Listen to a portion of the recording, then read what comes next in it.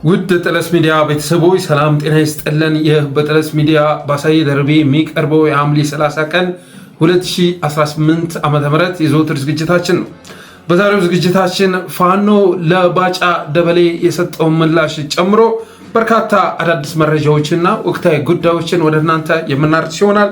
ጠለስ ሚዲያን ሰብስክራይብ በማድረግ እስከ ፕሮግራማችን ፍጻሜም አብራችሁ ትቆዩ ዘንድ በአክብሮት ጋብዘን በቀጥታ ወደ ዕለቱ ፕሮግራም እናልፋለን።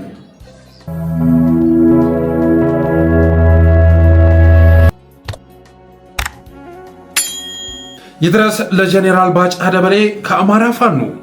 ደህና ነህ ወይ? ለጤና እንደምን አለህ? ከሰሞኑን ቢቢሲ ላይ ቀርበህ ያደረግከውን ንግግር ስንመለከት የፊት ገጽታ የጤና ችግር መኖሩን የሚያመላክት ሆኖ ስላገኘ ነው።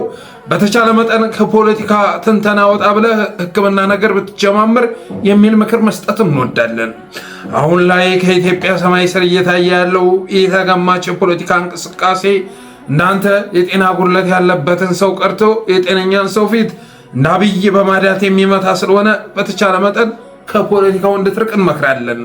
ከዚህ በኋላ ጄኔራልነቱ ዋጋ ስለሌለው የሚያዋጣው ማለፊያ የናይጄሪያ አልባሳትና ኮፍያ አስመጥተ ከዚህ በኋላ ለሽምግልና እኔ ስላለው 4 ኪሎ አካባቢ እንዳላይህ እያሉ ኦሉሴጉን ኦባሳንጆን ማስፈራራት ነው። አቅብጧቸው እዚህ ጦርነት ውስጥ የገቡት እነ መሐመድ ተሰማ እና አሰፋ ቸኮል ምን አይነት እንደ ህልም ሩጫ የማይገፋ ውጊያ አጋጠመን እያሉ ስለሆነ አርፈህ ሞሪንጋህን እየጠጣህና አቦ መስማሩን እያጣደፍክ በአምባሳደርነቱ ብትበረታ ይሻላል እንላለን። ከዚህ ውጭ ግን እምቢ ብለህ ወደ ዘመቻ ከገባህ ለሶስተኛ ጊዜ ማርከን በአንድ ወቅት ስትበጠብጠው የነበረውንና አባዱላ የተናገረውን ወተት ነው የምናስበጠብጥህ። ጀነራል ባጫን ባጫ የተባለበት ወተት ይበጠብጥልን ነበርና እኔ ዛሬ ወተት በጥብጬ ላጠጣችሁ ብሎ ይሄ ለእርዳታ የሚመጣ ወተት ከዛ ዝም ብለን ትንሽ እየወሰድን የምንጠጣው በጣም ከመጠን በላይ ውሃ ጨምሮበት በጠበጠና አንዳንድ ብርጭቆ መጠጣት ሲገባ ሶስት አጠጣ። ስለዚህ አንዱ ተሰውቷል። የአዳማ ልጅ ነው ትውልዱ፣ እዛ ከኛ ጋር ነበር። አንበጫበጭ ከዋለ እዛ ባጫ ሆነ። ወተቱን ስላንበጫበጨው ነው። ከዚህ ውጭ በአንድ ወቅት ልክ እናንተ ሁሉ ሲወራጩና ሲቆናጠሩ የነበሩ ሁሉ ነገርየውን አይተው ረገብ ባሉበት ወቅት ላይ በከንቱ መወራጨት የአንተን ደም ግፊት ከመጨመር ውጭ የተዳከመውን ሰራዊት ሊያበረታው አይችልም። ሰላም ሊመጣ ከሆነ ኃይል ያስፈልገዋል ማለት ነው። መመታት መቻል አለበት። ጀሌውን ከመሪው የሚለይ በጥናት ላይ ተመስርቶ መከላከያ ከክልሉ መስተዳደርና የጸጥታ አካላት ጋር ሆኖ እርምጃ መውሰድ ጀምሯል። ይህን ኃይል ቅድም ባልኩት መንገድ ከቻለ በሰላም ይምጣና ይደራደር፣ ካልቻለ ግን እናጠፋዋለን። አይታሰብም፣ እናጸደዋለን።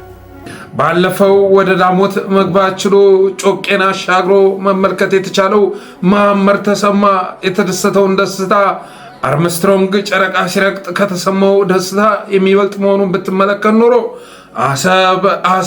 አሰብ በማለት ፈንታ አጀብ ብለህ በቦሌ የሚሆን በባሌ በኩል ታቀጥነው ነበር። ምኑና አይመጡም፣ ካፓሲቲም የላቸውም፣ መጥቶም የሚያደርጉት ነገር የለም። ምን ያደርጋል? እስኪ ማን ነው የሚመጣው? ዘመነ ካሴ ነው የሚመጣው? ማን ነው መጥቶ 4 ኪሎ ገብቶ 4 ኪሎ ክፍት ነው ብትላቸው አይመጡም። ስለዚህ ይሄ ይቅር።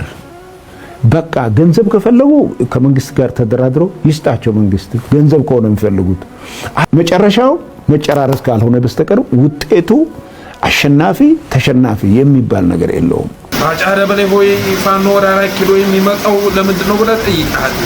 ፋኖ ወደ 4 ኪሎ የሚመጣውማ አገሬው መሄጃም ሆነ መቀመጫ ያሳጣ አገዛዝ ስላጋጠመው ነው።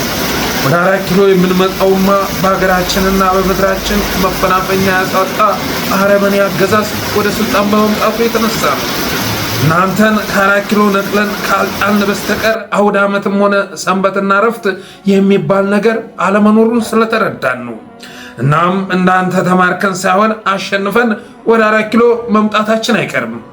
ምክንያቱም አብይን መሪ ብሎ የሚጠራ አንተን ጄኔራል ብሎ የሚኩራራ አገዛዝ ከመሸነፍ ውጭ እጣ ፈንታ የለውም። እንኳን እንደ ሆዲድ ያለ ባረመኔነቱና ባቆርቋዥነቱ አገር ምድሩ የተጠየፈው ደካማ ስርዓት ይቅርና ዝንተ ዓለም የሚኖሩ የሚመስሉ ጠንካራ አምባገነኖችም ተገርስሰዋል። ሆዲድ መራሹ ብልጽግና ደግሞ ከተሸነፈ ዓመታት ተቆጥረዋል። ስለዚህ ዘመነም ሆነ አጠቃላይ ፋኖ ወደ 4 ኪሎ የሚመጣው ብልጽግናን ለመገርሰስ ሳይሆን ቀብር ለመድረስ ነው። ከግብዓተ መሬቱ ውጭ ሁሉም ነገር ስለተጠናቀቀ ለቅሶ ለመድረስና አፈር ለማልበስ ነው የምንመጣው። እዚህ ብቻ አይደለም ደማችን የሚፈሰው፣ የሰው ሀገር ሄደንም ደም እናፈሳለን። እናንተ በምትልኩን በምትሰጡን ትእዛዝ መሰረት። ስለዚህ እኛ ከዚህ በኋላ እኛም ህዝባችንም እንዲበጠበጥ ደሙ እንዲፈስ እንድንሰዋ አንፈልግም። ቁጭ ብላችሁ ተወያዩ እና ችግራችሁን ፍቱ።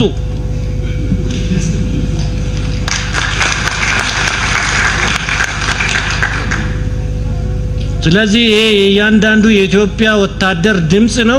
ከዚህ ውጭ ግን ጄኔራል ሆይ እንተላለቃለን ነው እንጨራረሳለን ማለት ፈገግ አድርጎናል።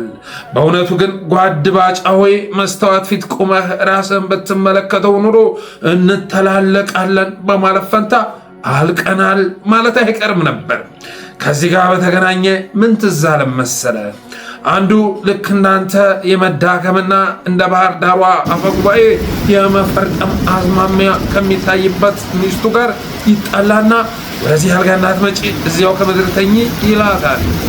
ሚስትየዋም በሰውየው ንግግር እየተገረመች አልጋው የጋራችን ስለሆነ ጠጋ በልልኝ ትለዋለች። ባልየው ግን ጉልበቱ ቢመናመንም ወንድነቱ ፈጽሞ አልከሰመ ኑሮ እዚህ አልጋ ላይ መተኛት አትችይም በማለት ይገግማል። ያን ጊዜም ፈርጣማዋ ሚስት ጠጋ በልና አብረን እንተኛ የሚል ልመናዋን አቁማ እንደውም አንተ አባወራ ለመባል ስለማትበቃ አልጋውን ለቀህ ውረድና መሬት ተኛ በማለቷ የተነሳ ግብ ግብ ይገጥማል። እናም አቶ ባላሰበው መልኩ ከአልጋ ላይ እንዳንሶላ አፈፍ አድርጋ ከምድር ከፈጠፈጠችው በኋላ ሆዱ ላይ ተቀምጣ ሲያሻት በጥፊ ሲያሻት በቡጢ ስትጠልዘው ገላጋይ መጥቶ ካላተረፈው በቀር እንዳበቃለት ይረዳል። ሆኖም ግን አረ ገደለችኝ ብሎ ቢጣራ የጎረቤት ማሳቂያ ስለሚሆን በግብዳ መዳፍ የታፈነ አፉን እንደምንም አላቆ ሰውየው ምን ብሎ ቢጣራ ጥሩ ነው? አረ ተላለቅ አላሉ። አንተና ፓርቲም ያደረጋችሁት ይሄንኑ ነው። 4 ኪሎ ያለው አልጋ የጋራ ቢሆንም ከኛ ውጭ ከአልጋው አካባቢ መድረስ የሚችል የለም በሚል አቋም ለዚህች ምስኪን ሀገር እረፍት ልትፈጥሩላት ሲገባ በጦርነት አመሳችኋት። በግጭት ውስጥ አገር መዝረፍ ልማዳችሁ በመሆኑ አገሩን ብቻ ሳይሆን ቀጠናውን እረፍት አሳጣችሁት። እናም ሁሉም ተጠቃቅሶ እንደዛ ሰውዬ ካልጋው ሊፈጠፍጣችሁ ዝግጅቱን እንደጨረሰ ስለተረዳህ ከዚህ ማዕበል የሚታደግ ገላጋይ ቢገኝ በሚል ምኞት እንተላለቃለን ማለት አስቆናል። ማንበብም ሆነ ማሰብ የማትወድ ስለሆንክ እንጂ ቃለመጠይቅ ያደረገህ ሚዲያ ከሁለት ቀን በፊት ቀንጨባ አድርገው ያወጣውን ሪፖርት ብታነብ ኖሮ አብይ አህመድ እኛም ብቻ ሳይሆን ህዝባችንን ለማጥፋት 10267 ውጊያዎች፣ 1158 ፍንዳታዎች፣ 1642 ጥቃቶች እንደፈጸመብን ትረዳ ነበር። ሆኖም ግን ትጥቃችሁን ፈታችሁ ከመገበር ውጭ እንገጥማለን ካላችሁ ታልቃላችሁ የሚለውን ዛቻ ችላ ብለን በ30 ክላሽ የጀመርነውን የህልውና ትግል አንተ ከምትኩራራበት ሰራዊት እየቀማን ባለሜካናይዝድ መሆን ስንጀምርና ሸገር ዳር ላይ ማንዣበብ ስንጀምር ከመጣችሁ ልናልቅ ነው በማለት ፈንታ እንተላለቃለን ማለትህ የሚጠበቅ ነው። ይሄን መበቀል አለበት። ይሄን የማይበቀል የአማራ ልጅ መወለድ የለበትም። ውሃው ነው መቅረት ያለበት። ሌላውና አስገራሚው ነገር ደግሞ የትኛውም አገራዊም ሆነ ምድራዊ ኃይል ወደ 4 ኪሎ መምጣት አይችልም ብለህ ከተናገርክ በኋላ ጦርነቱ ከተጀመረ የኤርትራ የሚባል መንግስትም ሆነ ኤርትራ የምትባል አገር አትኖርም ማለት ነው። ማለትም ውጊያውን በጥይት በማካሄድ ፈንታ በአስማት ልታካሄዱት ካላሰባችሁ በቀር 4 ኪሎ ቤተ መንግስትን ከኛ ውጭ የሚገባበት ሀገራዊ ኃይል አይኖርም ብለህ ልደመድምም ሆነ መቀሌና ባህር ዳር ከቁጥጥራችሁ ውጭ በወጣበት ሁኔታ ኤርትራን ልታልም አትችልም። ከህዝብ ተነጥሎ ለብቻው የሚቅበዘበዘውን ውዳቂ አገዛዝ የሌለውን አቅም ሰጥተህ አስመራ እንዲገባ ከፈቀድክለት በኋላ እኛን አዲስ አበባ መግባት አትከለክለንም ነበር። እናም በቢቢሲ ያደረከውን ቃለ መጠይቅ አወዳይ ቅመህ በሰከረ መልኩ ብትገመግመው ኑሮ ሙሉ በሙሉ በሚባል መልኩ ትራሽ ቶክ መሆኑን ትረዳ ነበር። በመረጃና በእውነት ላይ ያልተመሰረተና በስሜት የተሞላ ተራ ድንፋታ መሆኑ ይገባህ ነበር። አፈ ጉባኤ አድርገህ ያሾምካትን ወዳጅህን ጦርነቱ እንዴት እየሄደላችሁ ነው ብለህ ብትጠይቃት የሚከተለውን መልስ ትሰጥ ነበር።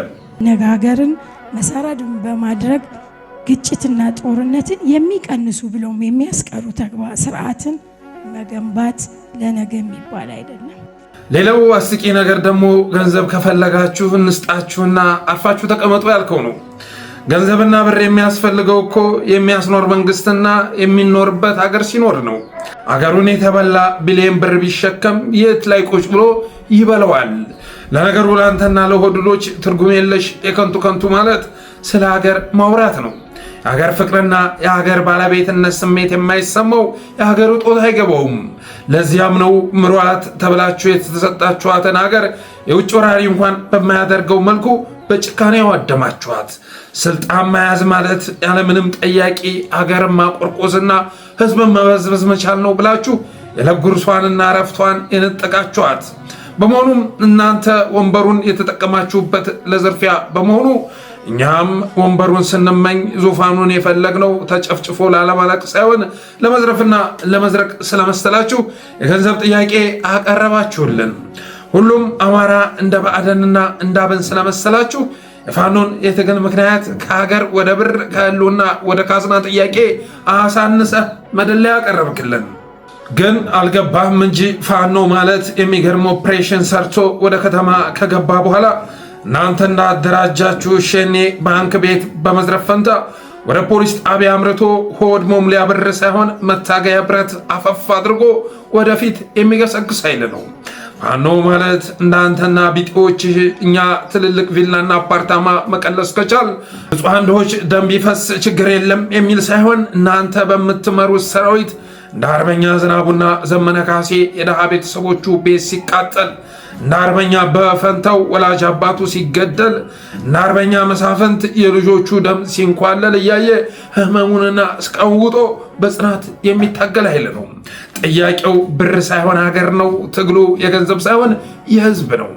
በተረፈ ህዝብን መዝረፍ አልበቃው ብሎ ኢትዮጵያን ያህል ትልቅ ሀገር እዚህ ግባ ለማትባል ሚጢጢ ሀገር በቢሊዮን ዶላር የቸበቸበ ለቤተ መንግስት ግንባታ ይህን ያህል ቢሊዮን ብር ከሰጣችሁኝ አልፋሽ ጋደሎሎን አስረክባችኋለሁ ብሎ ቀብድ ከበላ በኋላ እቅዱ የከሸፈበት፣ በዚያም ብስጭት ተጨማሪ የቢሊዮን ዶላር ውል ተፈራርሞ የራሱን ሀገር ብቻ ሳይሆን ሱዳን የተባለች ጥንታዊት ሀገር የሚያተራምስ አሰብን ተቆጣጠሬ ለዲፒ ፖርትስ ለዲፒ ወርልድ አስረክባለሁ ብሎ ቢሊዮናት የሞጨለፈ ግሳንግስ ከቆስ የዘለለ ጥያቄ እንደሌለን አድርጎ ቢያስብ የሚገርም አይደለም።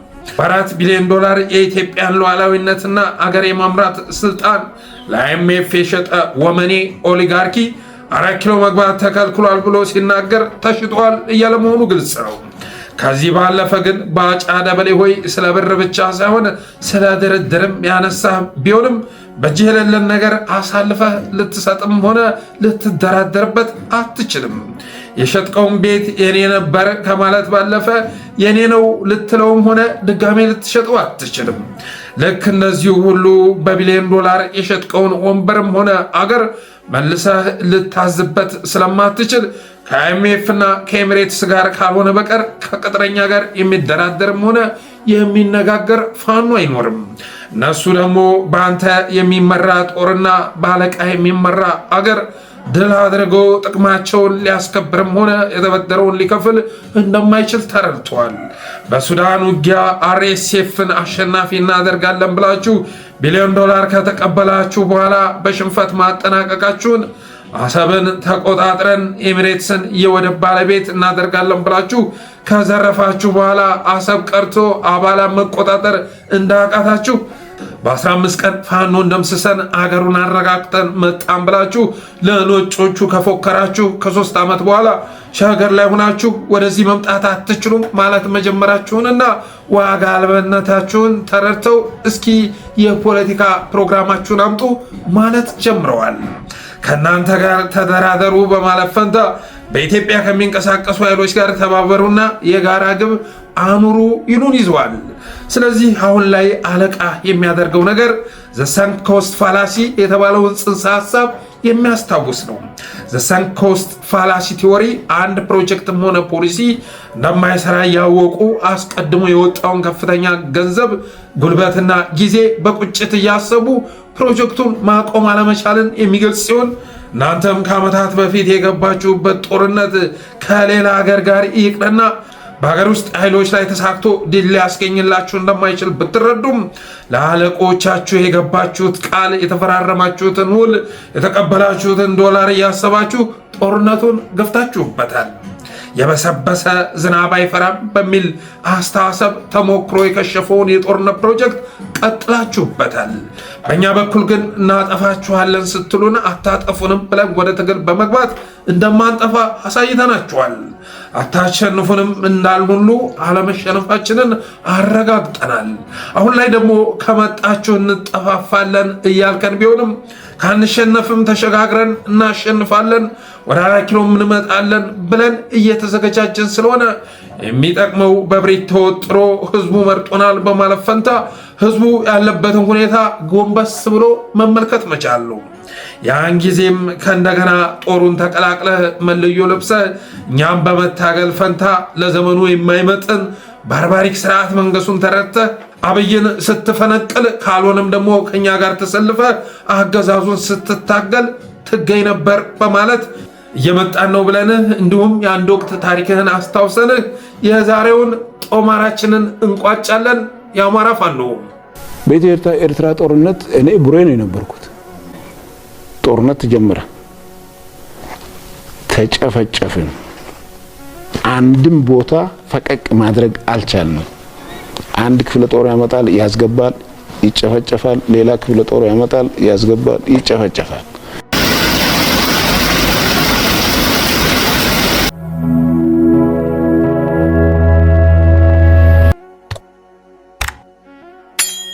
ከፋኖ አመራሮች ለጄኔራል ባጫ ደበሌ የተሰጠው ምላሽ እንደወደዳችሁት ተስፋ እናደርጋለን።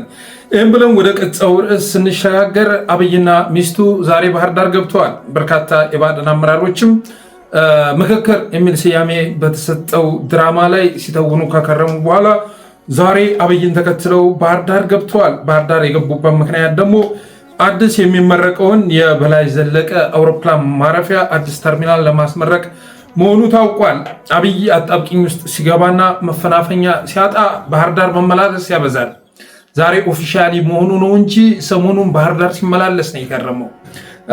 ማዘዣ ጣቢያውን ባህር ዳር ላይ አድርጎ የአማራን ሕዝብ ለማዝበት እና አንዳንድ ፋኖ የሚገብር ፋኖ ካለም በቅርበት መከታተል አለብኝ ብሎ ባህር ዳር መክረሙን በጥለስ ሚዲያ ስንዘግብ ነበር። አጣብቂኝ ውስጥ በመግባቱ የተነሳ ስልጣኑ አደጋ ውስጥ በመውደቁ የተነሳ ወደ ሰሜን መመላለስ አብዝቷል። በአማኑ ቀንማ አብይ አህመድ ወደ የት እንደሚሄድ እናውቃለን። በአማኑ ቀን ወደ ደቡቡ፣ ወደ ምስራቁ፣ ወደ ምዕራቡ እየተመላለሰ ሰሜኑን ሲያንቋሽሽ ነበር የምናውቀው። የቱሪዝም ስበት ማዕከሉም ወደዛ መሆን እንዳለበት ሲናገር ነበር አይደለም። ሰሜን ላይ ያለውን ነገር በማቃለል በአማኑ ጊዜማ ወደ ኒያንጋቶም፣ ወደ ወላይታ፣ ወደ ሲዳሞ በመሄድ ወደ ስልጤ የመሳሰሉ ቦታዎች ላይ በመሄድ ሰሜኑ ያለ ቅጥር አዝሞ መክረሙን፣ አሁን ግን እናንተን ከፍ ከፍ ማድረግ አስፈላጊ ነው እያለ ሲጀነጅናቸው ነበረ። በጦርነት ሰዓት ግን ወደ እነዛ ብሔር ብሔረሰቦች መሄድ አልቻለም። እየተመላለሰ ያለው ወደ ባህር ዳር ነው። የአማራን ሕዝብ አዝምቶ የአማራን ሕዝብ ገሎ ራሱን ለማትረፍ እየተጋጋጠ ይገኛል። የሚያዳምጠው ባይኖርም እና ዛሬ ምረቃ ላይ ምን ብሎ ተናገረ? አዲሱ ተርሚናል በሚመረቅበት ሰዓት ላይ 2 መልእክት አስተላልፏል። አንደኛው ግብር ሰብስቡ ነው። ሁለተኛው ደግሞ ገብሩ የሚል ነው። ባዕደኖችን ግብር ሰብስቡ፣ በደንብ መዝረፍ አለባችሁ። የአማራ ሕዝብ በዚህ ልክ አይደለም ግብር መክፈል ያለበት፣ በደንብ ሊዘረፍ ይገባል የሚል ትዕዛዝ አስተላልፏል። ሁለተኛው ደግሞ ለፋኖ መሪዎች እባካችሁ ገብሩልኝ የሚል ጥያቄ አቅርቧል። ትናንት በአማራ ምድር በአዊ ዞን አካባቢ የተቃውሞ ሰልፍ ተካሂዷል። ግብር በዛብን የሚሉ የከተማ ነዋሪዎች፣ የገጠር ነዋሪዎች ተቃውሞ ሰልፍ ያቀረቡ ይገኛሉ። ባለፈውም ጅጅጋ ሱቆቿን ዘግታ መዋሏን ገልጸን ነበር። ይህን ሁሉ ግብር ልንከፍል አንችልም በሚል አስተሳሰብ እና አብይ አህመድ ህዝብን እየዘረፉ ነው። ግብር የሚል ስያሜ በተሰጠው የዘርፊያ መንገድ ህዝብን እያቆረቆዙ ይገኛሉ። የኢትዮጵያ ኤሌክትሪክ ኃይል ኪሳራ ውስጥ ስንደፋደፍ ነበር፣ ዛሬ ወደ ትርፍ ተሸጋገርኩ የሚል መግለጫ ሪፖርተር ላይ አውጥቷል። እንዴት አታተርፍ? ህዝብን ዘረፍክ እኮ። ድሮ ሲከስር የነበረው በርካሽ ኤሌክትሪክ ለህዝብ እያቀረበ ነበረ። እንደዛ ነበር። ሌሎች የሚገነቡ ነገሮች ስላሉ ነው። አሁን እንዴት ነው የማታተርፈው? አንደኛ የአባይ ግድብ ተመርቆ ለክሪፕቶ ከረንሲ አገልግሎት እየዋለ መሆኑ ይታወቃል። በርካሽም ቢሆን ገቢ እያስገባ መሆኑ ይታወቃል። ሁለተኛ ደግሞ ህዝብ እየተዘረፈ ይገኛል። ከአባይ ግድብ ምረቃ እኮ የኢትዮጵያ ህዝብ ያገኘው የታሪፍ ጭማሪ እኮ ነው አይደል? የታሪፍ ጭማሪ ነው። ዛሬ ኬንያ ላይ ከሚሸጥበት ዋጋ ይልቅ ኤሌክትሪክ ማለት ነው ኢትዮጵያ ላይ የሚሸጥበት ዋጋ ይጨምራል። ምክንያቱም ይሄኛው ዶላር ለማስገኘት ተብሎ ስለሆነ ዋጋው የኬንያው ይቀንሳል። የሚገርማችሁ ነገር እኔ በሞያሌ በኩል ነው የወጣሁት እና ምን ታዘብኩ መሰላችሁ? የኬንያ ሞያሌ ላይ መብራት እያለ የኢትዮጵያ ሞያሌ ላይ መብራት ይጠፋል። ምንድነው ችግሩ ብዬ ስጠይቅ እነሱማ ጥራቱን የጠበቀ መስመር ነው የተዘረጋላቸው። ጥራቱን የጠበቀ መስመር ስለተዘረጋ ቢቋረጥም ወደሆኑ ይመለሳል። የእኛ ግን እንደምታየው በእንጨት በጥልፍልፍ እንትን የመጣ ስለሆነ እነሱ ጋር መብራት እያለ ከኢትዮጵያ የሚሄደው ኃይል ማለት ነው እነሱ ጋር እያበራ እኛ ጋር ይጨልማል የሚል መልስ ሰጥተውኛል። እና ይሄ ሁሉ ዛሬ ያተረፍን እየተባለ የሚነገረው በግብር መልክም የሚደረገው ዝርፊያ ነው። ህዝብ እየተዘረፈ ይገኛል። አብይ አህመድም በደንብ መዝረፍ አለባችሁ የሚል መልእክት አስተላልፏል። ጣናነሽን የመሰለ በኢትዮጵያ ትልቋን መርከብ በዚህ አካባቢ ማምጣት የተቻለበት ዋናው ምክንያት በቱሪስት መስክ ባህር ዳር ለኢትዮጵያ ማበርከት የምትችለው በጣም በርካታ ሀብቶች ስላሉ ነው። ከዛ ውጭ አንዱ ሲያለማ አንዱ እያወደመ ነው፣ አንዱ ሲያተርፍ ሌላው እየዘረፈ ነው በማለት ባዕድኖችን አልሚ እና የአማራ ህዝብ ጠቃሚ አድርጎ በማቅረብ ፋኖን ደግሞ ዘራፊና አውዳሚ አድርጎ ሲጠራው ነበረ። አብይ አህመድ ከዚህ በተሻለ መልኩ ፋኖን ይገልጸዋል ተብሎ አይታሰበም። ይሁንና ግን ቀደም ለባጫ ደበሌ በሰጡት ምላሽ ላይ እንደገለጹት ዘራፊን እና ጨፍጫፊን ሊያስወግዱ ግን ቆርጠው እየተንቀሳቀሱ ይገኛሉ። ማንም ሊያከሽፈው የማይችል ዘመቻ ለማወጅ በዝግጅት ላይ ይገኛሉ። ይህንንም ስለተረዳ ነው አሁን ላይ አብይ አህመድ ወደ ባህር ዳር እየተመላለሰ የሚገኘው። ሌላው ይህን ተርሚናል የሰራ ነው ያኛውን ጠላት ስለመታብን ነው አለ። እንጠቀምበት፣ እድል ስናገኝ ልማት እንስራበት።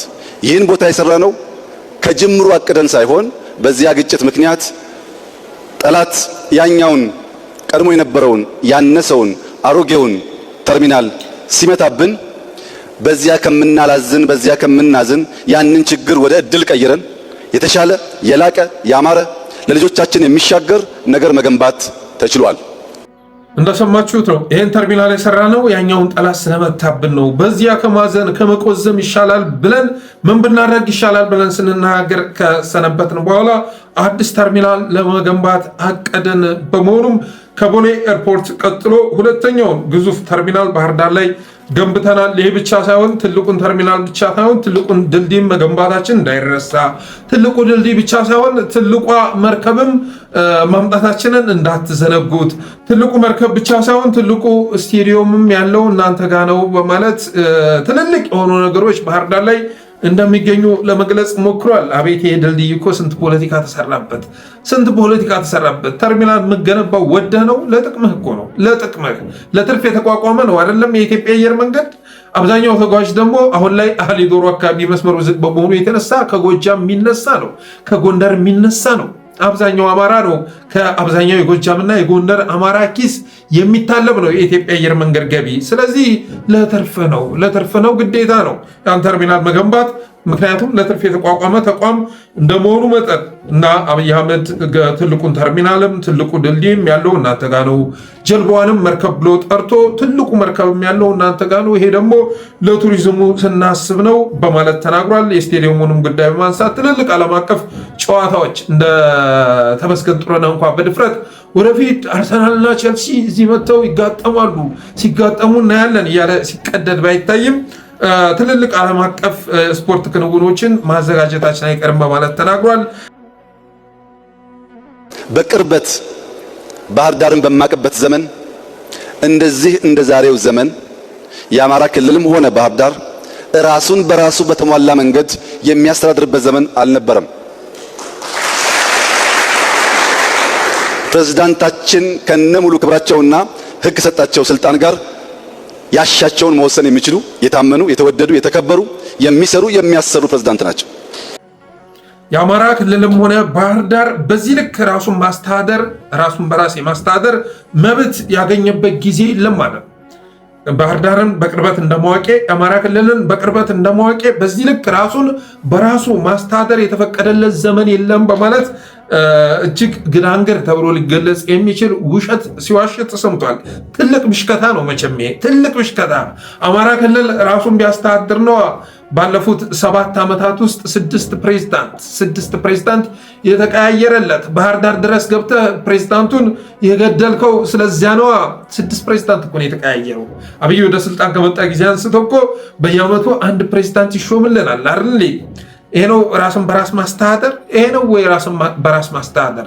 ሰሞኑን ጎጃም ላይ ሲደፋ የነበረውን የእሳት አውሎሎ አይታችኋል። የእሳት ፍም ረመጥ ሲደፋበት ነበር ዳሞት ህዝብ ላይ። የነ ጀኔራል ዝናቡ ቤተሰቦች ቤት እንዲቃጠል ተደርጓል። ይሄ ነው ራስን በራስ ማስተዳደር? በቢቢሲ ትናንት ወዳ ባወጣው ሪፖርት መሰረት እንኳ 10 ሺህ በላይ ውጊያ ተካሂዷል በ2 ዓመት ውስጥ። ለዛውም ቢቢሲ ኮምፓይል ያደረገው ማለት ነው። ከቢቢሲ ጥንቅር ውጭ የሆነ ደግሞ በርካታ ውጊያ መካሄዱ፣ ጥቃት መካሄዱ፣ ፍንዳታ መከሰቱ የሚዘነጋ ባይሆንም በቢቢሲ ሪፖርት እንኳን 10 ሺህ ውጊያ፣ 1158 ፍንዳታ፣ 1642 ጥቃት በ2 ዓመት ውስጥ ተከስቷል። ማነው ይሄ ሁሉ ጥቃት የፈጸመው ከተባለ አብይ አህመድ አሊ። ራስን በራስ ማስተዳደር ማለት ትርጉሙ ይሄ ነው። ላለፉት 5 ዓመታት እኮ የአማራ ህዝብ በአስቸኳይ ጊዜ አዋጅ ውስጥ ነው ያለው። በአስቸኳይ ጊዜ አዋጅ ውስጥ ሆነ ያለው። አሁንም የአማራ ክልል እኮ አስቸኳይ ጊዜ አዋጁ አልተነሳለትም። ይሄ ነው ራስን በራስ ማስተዳደር ማለት። አሁን የአማራ ክልል ፕሬዝዳንት አረጋ ከበደ ነው እንዴ? የአማራ ክልል ፕሬዝዳንት አረጋ ከበደ ነው? በፍጹም አይደለም። የአማራ ክልል ፕሬዝዳንት መሐመድ ተሰማ ይባላል። ጀነራል መሐመድ ተሰማ ይባላል። አሁን እኮ ባህር ዳር ላይ ቅንጣት ታክል የሚቆጠር እኮ አመራር ልታገኝ አትችልም። ወደ ወሎ ስትመጣ የወሎ ፕሬዝዳንቱ አሰፋ ቸኮል፣ የወሎ ርዕሰ መስተዳድሩ አሰፋ ቸኮል መሆኑን ትረዳለህ። አስተዳዳሪው ማለት ነው። ወደ ጎንደር ስትሄድ ብርሃኑ በቀለ የጎንደር አስተዳዳሪ መሆኑን ትረዳለህ። ሸዋ ስትመጣ ሹማ አብደታ መሆኑን ትገነዘባለህ። ቀጠናውን የሚያስተዳድረው ሹማ አብደታ ነው። እና ይሄ ነው ራስን በራስ ማስተዳደር። አሁን እኮ ሸዋን የሚያስተዳድረው ሹማ አብደታ ነው አይደል? ወሎ ስትመጣ አሰፋ ቸኮልን ነው የምታገኘው። ባህር ዳር ስትሄድ፣ ጎጃም ስትገባ መሐመድ ተሰማ ነው ክልሉን የሚፈነጭበት። አባቴ ባህር ዳር ላይ ፎቅ የሚተክልበት እሱ ነው። እና አብይ አህመድ ግን ምርጡን ፕሬዝዳንት ራስ በራስ የማስተዳደር መብት የተሰጠው ፕሬዝዳንት ስላስቀመጥንላችሁ ደስ ይበላችሁ በማለት ሲያስጨበጭብ ተሰምቷል። ማንን የምታታልለው አማራ የለም፣ የምትሸነግለው አማራ የለም። በደንብ አውቀሃል፣ በደንብ ማለት ነው። አንተ የአማራ ህዝብ አታውቀውም። የአማራ ህዝብ ግን እስካሁን ያደረግከውንም አሁን እያደረግክ ያለውንም ወደፊት የምታደርገውንም የምታስበውንም ጭምር የሚያውቅ ህዝብ ተፈጥሯል። በፍጹም በአንተ የሚሸወድ ህዝብ ሊኖር አይችልም። እድሉ አይለፋችሁም። ሰማይ ተከፍቷል፣ በር ተበርግዶላታል ይባልላችኋል። ሰማይ ከተከፈተ መዓት እየወረደ ነው ማለት ነው። መቼም መና እየዘነበ ነው ልትለን አትችልም። ለአንተ የሚታይህ የተከፈተ የሰማይ መስኮት ካለ ያ መስኮት መዓት እያወረደ ያለ መስኮት ነው። መና ሊሆን አይችልም። አማራ ህዝብ ያመጣህለት ስቃይ ካልሆነ በስተቀር ያወረድክለት ሲሳይ የለም። በተረፈ አብይ አህመድ እየሄደ ያለው አካሄድ የፖፑሊስቶች አካሄድ ነው እየተባለ ሲነገር ሰማለሁ። በታሪክ አብይ አህመድማ ፖፑሊስት ተብሎ የሚገለጽ መሪ አይደለም። ፖፑሊስት መሆን ማለት እኮ ህዝበኝነት ማለት እኮ ህዝብ የሚፈልገውን ነገር እየተናገሩ ወደሚፈልጉት መስመር ማስገባት ነው አይደለም። ህዝብ የሚፈልገውን ነገር እየተናገርክ ጭብጨባ እየሸመትክ መጓዝ መቻል ነው። አብይ አህመድ እኮ የሚያደርገው ንግግር ህዝብ የሚፈልገውን እኮ አይደለም። ወደ አማራ ክልል መጥቶ ለአማራ ህዝብ የሚናገረው ንግግር የአማራ ህዝብ ሊሰማው የሚፈልገው አይደለም። ሰሜን ጠላተ ነው ሲባል፣ አፄ ዮሐንስ የፈጸመብህን ግፍ አትረሳውም ሲባል፣ እንደዚህ አይነት የጥላቻ ንግግር በአሁኑ ሰዓት ላይ የአማራ ህዝብ ማዳመጥ አይፈልግም። የአብይ አህመድንም ድምፅ መስማትም አይፈልግም። ፎርዛት ማተር የአብይ አህመድን መልክ እና ምስል መመልከት አይፈልግም። ዛሬ እኮ ጠለስ ላይ ድምፁን ስናመጣ ቪዲዮ ቆረጥ አድርገን ስናመጣ ባካችሁ የዚህን ሰውዬ ፊት አታሳዩን፣ የዚህን ሰውዬ ቃላት አታሰሙን የሚል ተቃውሞ እኮ ነው በብዛት የምናስተናግደው። እንደዛ ነው እና ህዝበኝነት ማለት እንደዛ አይደለም። በትግረኛ የሚያወራው ለትግራይ ህዝብ አይጥምም።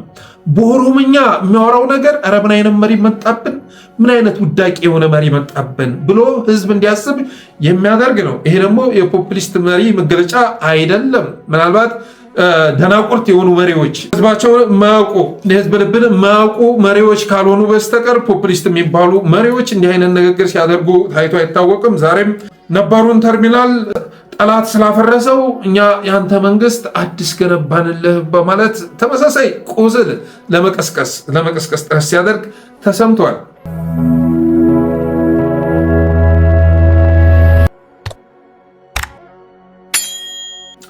ሌላኛው ርዕስ የስኳድና የኦህዴድን ድራማ ይመለከታል። ስኳድና ኦህዴድ ድራማ እየሰሩ ይገኛሉ። ሰሞኑን ተጠቃቅሰው ሶሻል ሚዲያ ላይ ድራማ እየሰሩ ይገኛሉ። የኦሮሞና የአማራ ፕሬዝዳንቶችን የማጋጨት ድራማ ተሰርቷል ይለናል ዶክተር ሚልኪሳ ሚደጋ። የኦሮሞና የአማራ ፕሬዝዳንቶችን የሚያጋጭ ድራማ ሰሞኑን የምክክር አዳራሽ ውስጥ ተሰናድቶ ነበር ይላል። እስኪ መጀመሪያ ዶክተር የተናገረውን ሰምተን እንመለስ። ኦሮሚያና የአማራ ክልል ፕሬዝዳንቶች እንዲጋጩ ተፈልጓል። ሽመልስና አረጋ ከበደ እንዲጋጩ ፈለገ አብይ በአደባባይ። ሌሎቹ የክልል ርዕሰ መስተዳደሮች ባሉበት ቦታ እንዲጋጩ አደረገ አብይ። እና ይሄንን ለምንድን ነው አብይ የፈለገው? ይኸውላችሁ አጀንዳው የአዲስ አበባ ጉዳይም ይሁን የትኛውም ይሁን ለኦሮሞ ህዝብ አስበው አይደለም አብይ ይሄንን የሚያደርገው። ለአማራ ህዝብ አስበው አይደለም ይሄንን የሚያደርገው። አብይ ምንድነው ምን እየተጫወተ ነው? ሽመልስ አብዲሳና አረጋ ከበደ እንዲጋጩ የሚያደርገው ሽመልስ ጀርባ ኦሮሞ ህዝብ እንዲሰለፍ ይፈልጋል አብይ። አረጋ ከበደ ጀርባ የአማራ ህዝብ እንዲሰለፍ ይፈልጋል አብይ። ቁማሩ ይሄ ነው። የአማራ ህዝብ እኔን ወክሎ እየተዋጋልኝ ያለ አረጋ ከበደ ነው ብሎ እንዲያስብ ይፈልጋል አብይ። ዶክተር እንደሰማችሁት ነው የኦሮሞና የአማራ ፕሬዝዳንቶችን የሚያጋጭ ድራማ ተሰርቷል አለ። ይሄ ማለት ኦህዴድና ብአዴንን ማለት ነው። ብአዴንን ለሁለት ከፍሎ የማጋጨት ስራ እየተሰራ ነው። አላማው ደግሞ ሁለት ነው። አንድ ኦሮሞ ከሽመልስ ጀርባ ተሰልፎ አማራ ላይ እንዲዘምት፣ ሽመልስ የኦሮሞን ጥቅም የሚያስከብር ፕሬዝዳንት ተደርጎ እንደዛ የሚያሳይ ምስል ለህዝብ በማቅረብ የኦሮሞ ህዝብ ከሽመልስ ጀርባ ጎን እንዲሰለፍ ማድረግ። ሁለተኛው ደግሞ አማራውን ከብአዴን ጀርባ ማሰለፍ ነው፣ ካረጋ ከበደ ጀርባ ማሰለፍ ነው ይለናል ዶክተር ሚልኬሳ። እኔ በዚህ ሀሳብ እስማማለሁ። ሰሞኑን አይታችሁ ከሆነ ብአዴኖች ስብሰባ ረግጠው ወጡ፣ አዳራሹን ረግጠው ወጡ እየተባለ ይገኛል። ለእኔ የደረሰኝ መረጃ ስለ በረራ አወራለሁ ብሎ ሲያስብ አንዱ የብአዴን ወኪል ቡጢ መቅመሱን ነው። ከዛ ውጭ ስብሰባ ረግጠው ወጡ የሚባለው አስቀድመው የወዱት ሰዎች ከወጡ በኋላ ብአዴኖች ተከትለው ወጥተዋል። ይሄ ደግሞ ድራማ ነው። ሰሞኑን እየተሰራ ያለውን ነገር ስትመለከቱ በተለይ ሶሻል ሚዲያ ላይ ማለት ነው ይህን አጀንዳ የሚያጫጩትን ሰዎች ስትመለከቱ የብልጽግና ደጋፊዎች መሆናቸውን ትረዳላችሁ። በድፍረት ተናገሩ። ስኳድ የሚባለው ስብስብ ኦህዴድ ላይ ዘመቻ እንዲከፍት በማድረግ በሌላ መልኩ ደግሞ በነጅዋር የሚመራው ስብስብ ደግሞ የአዲስ አበባን ጉዳይ ፊንፊኔ የሚል አጀንዳ ወደፊት በማምጣት የውዝግቡ አካል ሲሆኑ እያየን ነው። ጀዋር መሐመድ ያኔ ስልጣን ሽግግር እንደተደረገ ሰሞን ሲሰራው የነበረውን ተውኔት ይዞ መጥቶላቸዋል። አብይ አህመድ ከኦሮሚያ በተቃራኒ የተሰለፈ መሪ አድርጎ በማሳየት ሽመልስ ግን ለኦሮሚያ ጥቅም እየታገለ መሆኑን በማመላከት ከሽመልስ ጎን ተሰልፎ የፊንፊኔን ፖለቲካ ጀዋር መሐመድ እያጦዘ ይገኛል። በአንዳንድ ነገር ላይ እድገት አምጥቶ ታዩታላችሁ ጀዋር መሐመድ። በሌሎች ጉዳዮች ላይ ደግሞ እዛው ድሮ የነበረበት ማጥ ውስጥ ተነክሮ ሲንደፋደፍ ታያላችሁ። የሆነው ነው ግን ይህ ድራማ ዋነኛ ዓላማው በኦህዴድና በብአዴን መካከል ግጭት የተነሳ ወይም ደግሞ ልዩነት የተፈጠረ አድርጎ በማሳየት የአማራን ህዝብ ካረጋ ከበደ ከብአዴን ጀርባ ማሰለፍ፣ የኦሮሞ ህዝብ ደግሞ ከሽመልስ ጀርባ እንዲሰለፍ ማድረግ መሆኑ መታወቅ አለበት። ከሰሞኑን በ60 ሚሊዮን ብር ቤቱን ያስጨረሰው ጀግናው ብአዴን መድረኩን ረግጦ ሲወጣ አስበዋል። አረጋ ከበደ ሰሞኑን እንኳ ከአንዲት ቤት ማስጨረሻ በሚል ምክንያት 60 ሚሊዮን ብር ቀጥፎ የበላው አረጋ ከበደ በድፍረት መድረክ ረግጦ ሲወጣ አስበዋል። ለሙሉ ነህ ማለት ነው። እና በዛ ጦርነት ሰዓት ላይ በትግራይ ጦርነት ሰዓት ላይ 60 ሚሊዮን ብር የተከፋፈሉት የብአዴን አመራሮች ልብ ኑሯቸው የኦህዴድን የአብይ አህመድን መድረክ ረግጠው ሲወጡ አስበዋል። እርግጥ ነው አለመግባባቶች አሉ። እነዛ አለመግባባቶች ስብሰባውን ጥለው ለመውጣትም እያሰቡ ያሉ ኃይሎች አሉ፣ ተሳታፊዎች አሉ። ከሲዳማ የመጡ ከሶማሊያ የመጡ ሌሎችም ማለት ነው። ሌሎችም ብአዴን ግን እንደዚህ አይነት ድፍረት የለውም፣ በታሪክ የለውም። አውራ ጎዳናን ሰጥቶ አጣዬን እንደገና ለማስረከብ እያሟሟቀ የሚገኘው ብአዴናዊ አገዛዝ ተላላኪው ባንዳው ብአዴን ስብሰባ ረግጦ ሊወጣ አብይ አህመድ ያዘጋጀውን መድረክ አይታሰብም። የምታጃጅሉትን አጃጅሉ። የአማራ ህዝብ እንደዚህ ባለ ድራማ ሊሸወድ አይችልም። በተረፈ ምክክሩን ተጠቅሞ አብይ አገር ማሻገር ይፈልግ ነበር። አብይ አህመድ አማቻችን ምክክሩን ተጠቅሞ አገር ማሻገር ይፈልግ ነበረ። እያከሸፈ ያስቸገረው ሽመልስ አብዲሳ ነው የሚል የድሮ ቀልድ ተጀምሯል። እነ ጌታቸው ሽፈራው እነ አቀንጭራ ማለት ነው። አማቻችን እኮ ይህ ምክክር ተጠቅሞ አገር ማሻገር ይፈልግ ነበረ። ይሁንና ግን ሽመልስ አብዲሳ የሚባል ሰው በጠበጠው እያሉን ይገኛሉ። የሰሞኑን ሀሳቦቻቸውን ስትጨምቁ የምታገኙት ይህንን ነው። አብይ አህመድ ምክክሩን እንደሚፈልግ በሀቅ አገር ማትረፍ እንደሚፈልግ፣ ሽመልስ አብዲሳ ግን እንቅፋትን እየሆነ እንዳስቸገረ፣ ሽመልስ ጠባብ ብሔርተኛ ሆኖ ጽንፈኛ ሆኖ ዘረኛ ሆኖ አብይ አህመድ እሳ ለዘብተኛ ሆኖ የዜጋ ፖለቲካ አራማጅ ሆኖ የሀገር ጉዳይ የሚገደው መሪ ሆኖ እንደዛ በዛ መልኩ እያስተዋወቁን ይገኛሉ። አብይ አዲስ አበባን የፌዴራል ሊያደርጋት ነበረ፣ ሽመልስ የኦሮሚያ ክልል ትሁን የሚል ተሰብሳቢ አስገብቶ ረበሸው እንጂ እያሉን ይገኛሉ።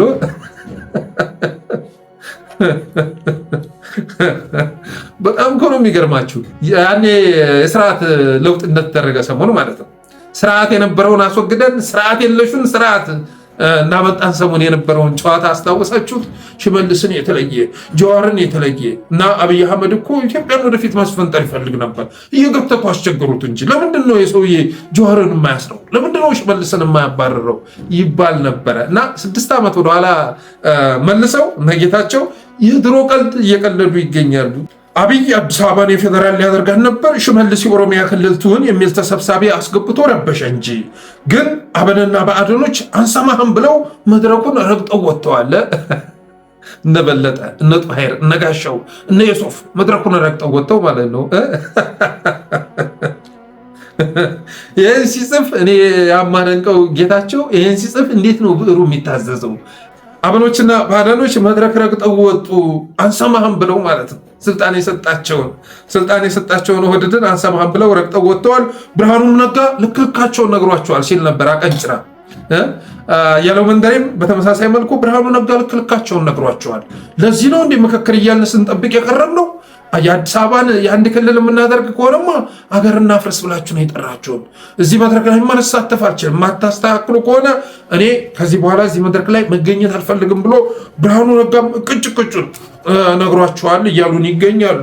የስኳድ ሀሳብ ጠቅለል ሲደረግ ዓላማው ምንድን ነው በሚለው ጉዳይ ላይ የራሴን ምልከታ ወደ እናንተ ሳደርስ ሽመልስን በማበሻቀጥ አብይን መሸጥ ነው። ሽመልስን በማራከስ አብይን ቅዱስ አድርጎ ማስተዋወቅ ነው። የ2011ን ፖለቲካ መልሶ በ2018 ዓመተ ምህረት ማለት ነው ሽመልስ ነው እየረበሸ ያለው እንጂ አብይ እኮ ኢትዮጵያን ወደፊት ማራመድ ይፈልግ ነበር የሚል ሀሳብ ማስተላለፍ ነው። ሁለተኛ ዓላማ ምክክሩ ፍሬ ያለው አድርጎ ማሳየት ነው።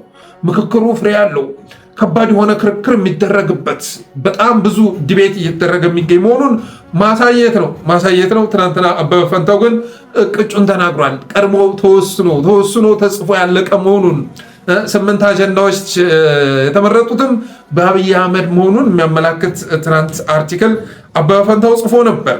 እና እነዚህ ሰዎች እያደረጉ ያለው ምንድነው? ምክክሩ ፍሬ ያለው እና ከባድ የሆነ ክርክር የሚደረግበት ገለልተኝነት ያለበት አድርገው ማሳየት ስለፈለጉ ነው። ሶስተኛው ዓላማ ብአዴን ለአማራ ጥቅም ቆሟል ማለት ስለፈለጉ ነው። ብአዴን ለአማራ ጥቅም ቆሟል፣ ግዛቸው ሙሉ ነው ምናምን የሚባለው መድረክ ረግጦ ወጣ እየተባለላችሁ ይገኛል። ደግሞ እነዚህ አይነት ፕሮፓጋንዳ የሚሰራበት ዋናው ዓላማ ብአዴንን ለአማራ ጥቅም የቆመ አብንን ለአማራ ጥቅም የወገነ አድርገው ማሳየት ስለፈለጉ ነው። ሌላው የሸዋ አማራን ከጎን ነኝ ማለት ስለፈለጉ ነው። ሰሞኑን የስኳድ የሚባለው ስብስብ በተለያዩ ቦታዎች ላይ ከባድ ውግዘት አጋጥሞታል። ከባድ ውግዘት ማለት ነው። ሸዋ ላይ ያሉ አመራሮች ግን ጥምረቱን አይደግፉም፣ አሰላለፋቸውም ከኛ ጋር ነው የሚል እምነት አድሮባቸዋል። አይታችሁ ከሆነ ማሽበልበል ስራ እየሰሩ ነው። የሆነ ሰዓት ላይ እንደምታስታውሱት ለምሳሌ የሆነች የእውቅና መድረክ ተዘጋጅታ አርበኞች መጥተው እናመሰግናለን እስካሁን ላደረግከው ነገር ብለው ነበረ ከአንድ ወር በፊት ማለት ነው። እና በወቅቱ ባወጡት መግለጫ የዓለም አቀፍ የጎንደር ምናምን ማህበር በሚል ስያሜ ባወጡት መግለጫ ስኳዶች ማለት ነው እኔን ጸረ ጎንደር ብቻ ሳይሆን ጸረ ሸዋም አድርገው ለማሳየት ጥረት አድርገው ነበር። ያኔ አፋር ሲሰራ የነበረውን ነገር በመቃወም የተነሳ ብዙ አሁንም ድረስ ለቅዋሜ የሚዳርጉ ነገሮች ሲደረጉ ነበር። እኔ የሸዋ አማራ ከወሎ አማራ አያንስብኝም። ሁሉም አማራ ለእኔ አማራ ነው። እና ሸዋ ላይ ያሉ ወገኖችንም ስተቻቸው የነበረው ህዝባቸውን የሚጎዳ ነገር እያደረጉ ስለሆነ ነው። እኔ የተወለድኩበትን አካባቢ ላይ ሲዝቱ ስላየሁ አይደለም። እየሄዱበት ያለው አካሄድ የሸዋ አማራን የሚያስበላ ስለሆነ ነው። ሸዋ እየተቀረጠፈ ያለው በኦህዴድ ቢሆንም አድዋ ያለውን ኃይል እንደ ስጋት ተመልክተው ሲዝቱ ስላየው ነው። ተገቢ አይደለም። ድፍን ሸዋን የባለቤትነት ጥያቄ የሚያቀርብ አዲስ አበባን ያህል የሸዋ መናገሻ የሚቀማ ከዛም አልፎ ደብረ ብርሃንን የሚመኝ አጣየን ያወደመ እሱም ብቻ አይደለም፣ አጣየን ወደ ኦሮሞ ልዩ ዞን ማካተት የሚፈልግ አገዛዝ ባለበት ሁኔታ አድዋ ላይ ያለ ብዙ ዱላ ያረፈበት ድርጅት እሱም በስጋት መመልከት ተገቢ አይደለም። ይሄ ተገቢ አይደለም። በመዋቅ የሚሆን ባለመዋቅ የኦህዴድ አጋር እንደመሆን የሚቆጠር ነው የሚል አስተያየት ስሰጥ ነበር። ይሄ ደግሞ ሀቅ ነው፣ የሚያግባባ ነው። እነሱም አዲስ አበባ በነበሩበት ሰዓት ላይ በዚህ ልክ የሸዋን ህዝብ ህልውና አደጋ ውስጥ ሲከቱ አልታዩም። እንኳን ወደ አድዋ ሄደው ይቅርና ከዛ ውጭ ግን እኔ ለሸዋይም ለጎንደር የሚሆን የተለየ አመለካከት የለኝም። ጎንደር ላይ ያሉ ስኳዶችን የምተቸው እኮ በዋናነት የጎንደር ወገኔን ተጠቂ የሚያደርግ ሰለባ የሚያደርግ ከአማራነት የሚነጥል ከሰሜኑ የሚነጥልና ከአጋሩ ጋር የሚቀላቀል ፖለቲካ እየሰሩ በመሆናቸው የተነሳ ነው። ከበሻሻ ጋር የሚቀላቀል ከጎጃም አጣልተው፣ ከትግራይ አጣልተው፣ ከወሎ አቃቅረው፣ ከሁሉም ነጥለው ለአብይ አህመድ ለማስረከብ ሲታገሉ ስላየው ነው። ሌላ ችግር ስላለብኝ አይደለም። ስኳድ የፈለገ ነገር ቢያደርግ እኔ የትውልድ አካባቢ ላይ የሚያመጣው ተጽዕኖ የለም። አማራነትን ነው የሚጎዳው። ከምንም በላይ ደግሞ የጎንደር ህዝብን የሚጎዳ አካሄድ የኦህዴድ ቅጥረኛ ሆኖ ቅንጣት ታክል የህዝብ ጥቅምን ታሳቢ ባላደረገ መልኩ እየተንቀሳቀሰ መሆኑን ስለተረዳው መሆኑ መታወቅ አለበት። ይሁን ሆኖ ሰሞኑን የአዲስ አበባ ጉዳይ ያነሱት እነዚህ ሰዎች እኮ አባቴ የወልቃይት ካልተነካባቸው ወልቃይት ያለው መሬት እስከተከበረላቸው ድረስ አብይ አህመድ ኢትዮጵያን ባፈርሳት አዲስ አበባን የኦሮሚያ ቢያደርገው ወሎን ሰውምን ኦሮሚያ ብሎ ቢቀላቅለው ሸዋን ወደ ኦሮሚያ ቢቀላቀል የፈለገ ነገር ቢያደርግ አርሲ ላይ ኦርቶዶክሳውያንም ቢያርድ ግድ አይሰጣቸውም እየተባለ ወቀሳ ሲቀርብባቸው ነበረ። ስለዚህ አዲስ አበባን ጉዳይ በተወሰነ መልኩ በማንሳት ቢያንስ አጋራችን ልናደርግ እየሞከርን ያለውን የሸዋ ፋኖን በዚህ አጀንዳ መግዛት አለብን ብለው በማሰባቸው የተነሳ ነው። እና አንዳንዴ ሳስበው ከጎንደር ህዝብ ባለፈ ለሸዋ አማራ ያላቸው ንቀት በእጅጉ ይገርመኛል ማለት ነው። ብዙ በጋራ ኦፕሬሽን ለመስራት ሰፊ ስራ እየተሰራ ቢሆንም ነጥለው አውጥተው ከአብይ አህመድ ጎን ሊያሰልፉት ይሞክራሉ። አጣዬ 12 ዙር የወደመችበትን በርካታ ርስቱን የተቀማውን የደራ ጥያቄ ያልተመለሰለትን እሱ ብቻ አይደለም ከአዲስ አበባ እየተጠራረገ እንዲወጣ የሚደረገውን የሸዋ አማራን ለነሱ የወልቃይት መሬት ስለተመለሰ ብቻ ነጥለው ከኦህዴድ ጎን ሊያሰልፉት ይሞክራሉ። ስለዚህ የሸዋን አማራ ከጎን ነኝ ለማለት ነው። ሌላው ወያኔን ብቻ ሳይሆን ኦህዴድንም እየተቃወምን ነው የሚል መልእክት ለማስተላለፍ ነው። ሰሞኑን ግልጽ በሆነ መልኩ የኦህዴድ ቅጥረኛ መሆናቸውን የሚገልጽ እንቅስቃሴ ሲያደርጉ ስለነበር እንዴ በማያግባቡ ነገሮች ኦህዴድንም እንቃወማለን የሚል መልእክት ማስተላለፍ ስለፈለጉ መሆኑ መታወቅ አለበት። በተረፈ እነ ጀዋርም ወደ 2011 ተመልሰው የአብይንና የሽመልስን ቁማር ማሰማመር ጀምረዋል። ማሰማመር ጀምረዋል። አዳነች አቤቤ ኮንዶሚኒየም ዕጣ አውጥቼ ለአዲስ አበባዎች አስተላልፋለሁ ስትል ጀዋር መሐመድ ዱላ የያዘ ቄሮ አሰልፎ ወደ ኮንዶሚኒየም ሳይቶች በመሄድ እንደዚህ አይነት ቁማር እንደዚህ አይነት ጨዋታ አሁንም ተጀምሮልሃል ማለት በአዲስ አበባ ጉዳይ ላይ የፍንፍኔን ኬዝ ለማጦስ ጥረት እያደረገ ይገኛል። ኦሮሚያን በአመፅ ንጠዋለሁ እያለ ይገኛል። ልትንጠዋችን አትችልም። እነ ሽመልስ አብዲሳ ጋር ተናበህ ሰላማዊ ሰልፍ ብቻ ሳይሆን የአማራ ህዝብ እንዲጨፈጨፍ ማድረግ ልትችል ትችላለህ። ከዛ ውጭማ ብቻህንማ ማንቀሳቀስ የምትችለው ሊኖር አይችልም። ብቻ ማንቀሳቀስ የምትችለው ህዝብም ወጣትም አለመኖሩ ይታወቃል። ተናባችሁ የምከፍቱት ዘመቻ መሆኑ ይታወቃል። በተረፈ በመጨረሻ ምን ይሆናል በሚለው ጉዳይ ላይ ራሴን መልከታ ወደ እናንተ ሳደርስ አዲስ አበባ የኦሮሚያ ክልልና የፌዴራል ብለው ይወስናሉ። በቃ ይህን ነው የሚያደርጉት። አሁን ሶስተኛ አጀንዳ ይሄን አስገብተዋል። አዲስ አበባ የኦሮሚያ ክልልና የፌዴራል መቀመጫ ትሁን ብለው ይወስናሉ። ግን የፌዴራልም ብትሆን የሁለቱም ብትሆን ራሷን የቻለች ክልልም ብትሆን የሚያመጣው ለውጥ የለም። ምክንያቱም አዲስ አበባን ሰልቅጠው በልተዋታል፣ አዳክመዋታል። የወረሯት እነሱ ናቸው። እስካሁን ድረስ ግማሹ አካባቢ ላይ ቢያንስ የዲሞግራፊ ለውጥ ማካሄድ ችለዋል። ቀሪውን ወደ ኦሮሚያ ክልልም ብትከለል የፌዴራልም ብትሆን ቀሪውን ደግሞ በፍኖተ ካርታ መሰረት ማሳካት የሚከብዳቸው አይሆንም።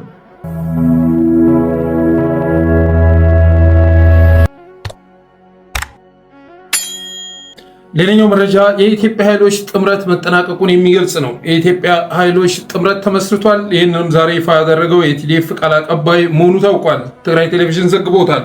ጥምረቱና ትብብሩ ወደ ከፍተኛ የትግል ደረጃ ተሸጋግሯል። የትግራይ ሰራዊት ከፍተኛ አመራር ገብረ ጻድቃን ወይም ደግሞ አዴት የሚባለው ማለት ነው ቃል አቀባዩ የኢትዮጵያ ኃይሎች ጥምረት መመስረቱን በዛሬው ዕለት አሳውቋል። የኢትዮጵያ ህዝቦች ጥምረትና ትብብር ፈጥረው የጄኖሳይደሩ አገዛዝ እድሜ ማሳጠር አለባቸው ያሉ ሲሆን አሁን ያለው ጥምረትም ወደ ከፍተኛ ደረጃ ተሸጋግሯል ሲሉ የትግራይ ሰራዊት ከፍተኛ አመራር ታጋይ ገብረ ጻዲቅ አዴት ተናገሩ ይላል። የጄኖሳይደሩ የአብይ አህመድ ሰራዊት የትግራይ ህዝብ ከምድረ ገጽ ለማጥፋት በትግራይ ላይ አዲስ ወታደራዊ እንቅስቃሴ እያደረገ ነው። ይህንን ለመመከትና የትግራይ ህልውና ለማስጠበቅ የትግራይ ሰራዊትና ህዝብ በሙሉ ዝግጅት ላይ እንደሚገኙም አክለዋል። ሊያጠፋ የመጣ አንድን ጄኖሳይደር አገዛዝ ለማስወገድ ጥምረት መፍጠር ተፈጥሯዊና ህጋዊ መብት ነው ያሉት ታጋይ ገብረ ጻድቃን የሁሉም ህዝቦች ጠላት የሆነው አገዛዝ ተባብረ ማስወገድ ይገባል ብለዋል።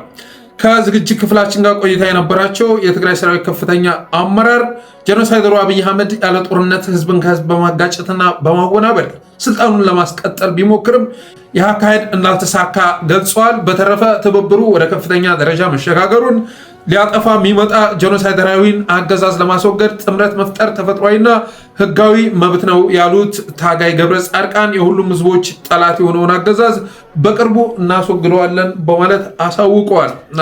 ይሄ ትልቅ ምስራት ነው። በጠለስ ሚዲያ ስንሰራበት የነበረ ትልቅ ጉዳይ ነው። የኢትዮጵያ ብቸኛ ተስፋ ብለን የምናስበው ይህንን ነው። በኢትዮጵያ ኃይሎች መካከል ትብብር ማድረግ እስካልተቻለ ድረስ ሁሉንም ነገር ሙጥጥ አድርጎ ለጦርነት የሚያውል አገዛዝ ማስወገድ የሚቻል አይደለም። ብዙ ሪሶርስ ስላለ ዛሬ አፈሳ እያካሄደ ይገኛል። ከቀናት በፊት የአዲስ አበባ ዩኒቨርሲቲ ተማሪ የሆኑ ተጋሮዎችም ማለት ነው በዚህ ክረምት ወደ አካባቢያችሁ ብትሄዱ ልትታፈሱ ስለምትችሉ በግዳጅ ሊያዘምታችሁ ስለሚችል ይህን የምትፈሩ ከሆነ ካምፓስ ውስጥ መቆየት ትችላላችሁ፣ ዩኒቨርሲቲ ውስጥ ክረምቱን ማሳለፍ ትችላላችሁ ሲል የነበረው አገዛዝ ዛሬ በሸገር፣ በከታ፣ በሰንዳፋ፣ በሱሉልታ ወጣት እያፈሰ ይገኛል። መሰረት ሚዲያ ዘግቦታል። ይህንንም እና ከቀናት በፊት የተናገረውን ረስቶ ተጋሮዎች እንዳትታፈሱ እዚሁ በአዲስ አበባ ዩኒቨርሲቲ ማሳለፍ ትችላላችሁ በማለት ሲናገር የነበረው ጨዋጫዋ ሲጫወት የነበረው አገዛዝ ዛሬ ወደ አፈሳ ገብቷል። ባህር ዳርም አብይ አህመድ ዛሬ ሄደው የተርሚናል ምረቃ እንዳይመስልህ እግረ መንገድም የጦርነት ስራ እየሰራ በመሆኑ የተነሳ ነው። በተረፈ በነ ዲደብሊው ዶቼ ቬለ ማለት ነው በነ አልጀዚራ ጭምር በትግራይና በፌዴራል መንግስት መካከል ሊካሄድ የታሰበው ውጊያ የመጨረሻ ደረጃ ላይ መድረሱ እየተዘገበ ይገኛል። በተለያዩ አቅጣጫዎች ስምሪት እየተሰጠ ይገኛል። በትግራይም በኩል በአገዛዙም በኩል ሰራዊት የማዝመት ሁኔታ በስፋት ይታያል። ምናልባትም ወይ ዛሬ ነገ ሊጀመር ይችላል። ሲጀመር ደግሞ ያልታሰቡ ነገሮች ይከሰታሉ። በጣም ብዙ ያልታሰቡ ነገሮች ይከሰታሉ። በተረፈ እኔ በግሌ መቼም መሽቶ በነጋ ቁጥር ሁሌም ጆሮዬን ለአዲስ ነገር አዘጋጅቼ አይኔን ለአዲስ ነገር አዘጋጅቼ ነው የምነቀው። ምክንያቱም የኢትዮጵያ የተስፋ ቀን እየመጣ መሆኑን ስለተረዳው፣ የኢትዮጵያ ጨለማ የሚያበቃበት ቀን እየተገለጠ መሆኑን ስለተረዳው፣ ሌሎችም ስለተረዱ ነው አሁን ይህን ለማክሸፍ እየተንደፋደፉ የሚገኙት። በስልት አገዛዙን ሲደግፉ የነበሩ ሁሉ ዛሬ በግላጭ መጥተው ጥምረቱን እየተቃወሙ የሚገኙት። ፋኖ ብቻውን ታግሎ ነው እንጂ 4 ኪሎ መግባት ያለበት እንዴት ከወያኔ ጋር? ወያኔና ኦህዴድ እኮ ተመሳሳይ ናቸው። እኛ ኦህዴድን መቃወም ጀመርን በምክክሩ፣ እናንተም ደግሞ ትብብሩን ጥምረቱን ተቃወሙ እያሉ ቀስቀሳ እያደረጉ የሚገኙት ስለዛ ነው። ግን ወደኋላ የሚመለስ የለም በማለት ስንናገር ነበር። ዛሬ ኦፊሻሊ የትግራይ ቃል አቀባይ ትብብሩ መመስረቱን ጥምረቱ መፈጠሩን ገልጸዋል። ከዚህ ባለፈ እንግዲህ በፋኖቹ በኩል የሚነገር ነገር ይኖራል ብዬ አስባለሁ። ይህም ሁኔታ የአብይ አህመድን እድሜ እንደሚያሳጥረው አምናለሁኝ። በተረፈ አብራችሁ ስለቆያችሁ አመሰግናለሁ። የጠለስ ሚዲያ ሜምበር ሰብስክራይበር በመሆን ስቲከሮችን ማበርከት ሚዲያችሁን አበረታቱ ብዬ የዛሬ ዝግጅቴን ቋጫለሁ። ክበሩልኝ።